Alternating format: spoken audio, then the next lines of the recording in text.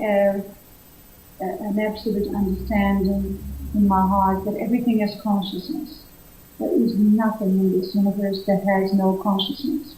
And that is very difficult because we are not being trained or taught or educated in that manner. We're still in this separating business of sentient, non-sentient, alive, animal, plant, human, species. And yet, all this is the illusion of creation, It's like energy taking different forms and us attaching to one form or the other and not seeing the greater picture.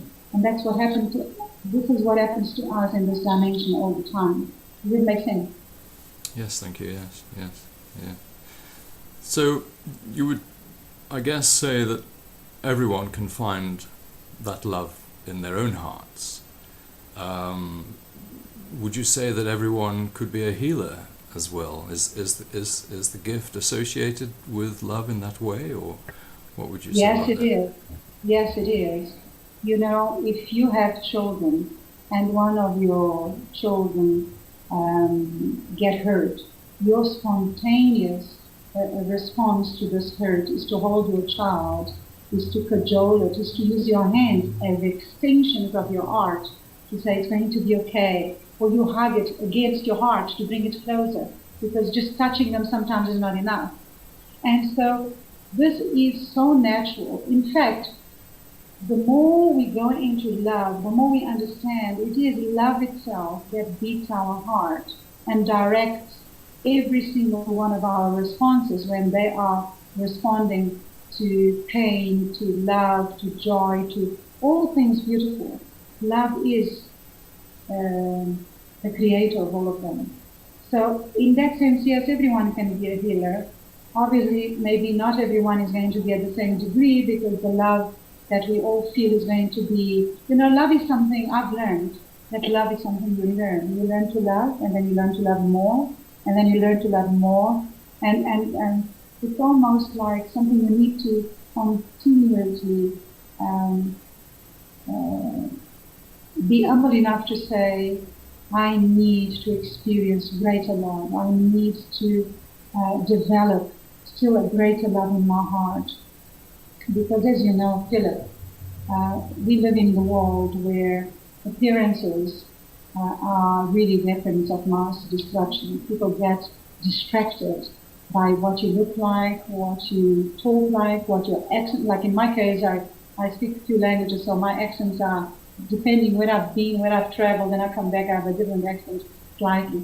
And that disturbs people very often, or your appearance, or your hair, or whatever.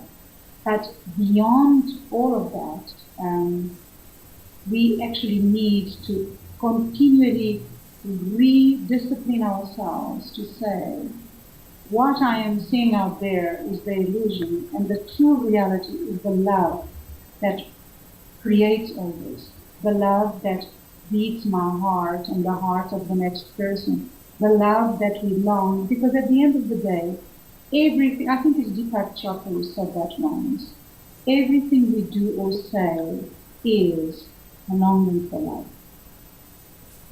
And so not only do we long for it because we need it to stay whole and to stay in our integrity, physical, mental, and intellectual, but we also need to learn to develop it and to recommit permanently. I think also it was Harold in the Love Foundation, he speaks a little bit about recommitting to loving unconditionally all the time, and says, love starts with me. And that is a recommitment, a commitment and the recommitment that needs to be done continually. It is just like permanent. So yes, everyone can heal, because everyone is able to love to one degree or another, but still, it's there, everyone can love. And everyone can love can learn to love more and to go deeper. And loving more, that would be in the direction of the love becoming really unconditional, I guess. Absolutely. Absolutely. And that is to see everyone else as an expression of that love. I have many Hindu friends in my meditation group here in Johannesburg. And it has been one of the deepest blessings of my life. It's been their love and their friendship. and also their how can I put it, their exchanges on their understanding and their spirituality.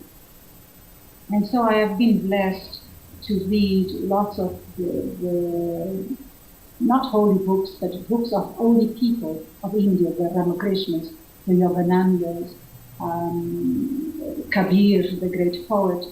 And when you read the lives of those holy men, they were known as holy because they were able to love so unconditionally that they were able to read the thoughts of all those who came to visit them.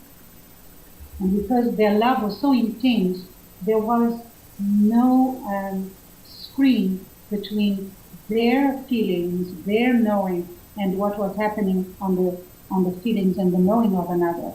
And in fact, this kind of love allows you to experience oneness with another. And this is the love that we need to work towards, is to see beyond the outer layers, beyond the outer senses of perception, the truth that we are indeed one and the same. In fact, to a certain degree, you are now reflecting a part of me, and I am now reflecting back to you a part of you.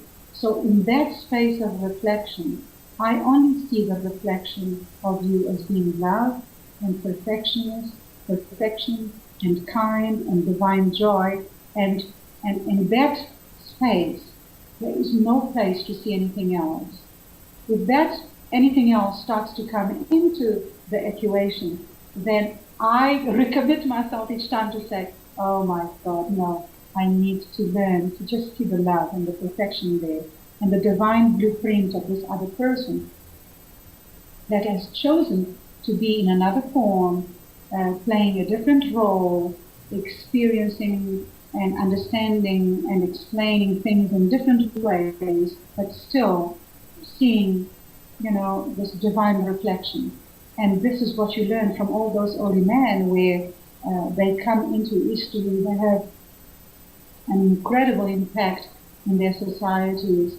Their teachings survive their lives by hundreds and hundreds of years because they teach about that unique love that borders on the absolute devotion of seeing everyone as you see God himself. That is special. That is being love in action. And that's what I try. That's what I try in my humble way with my patients. I try that every day,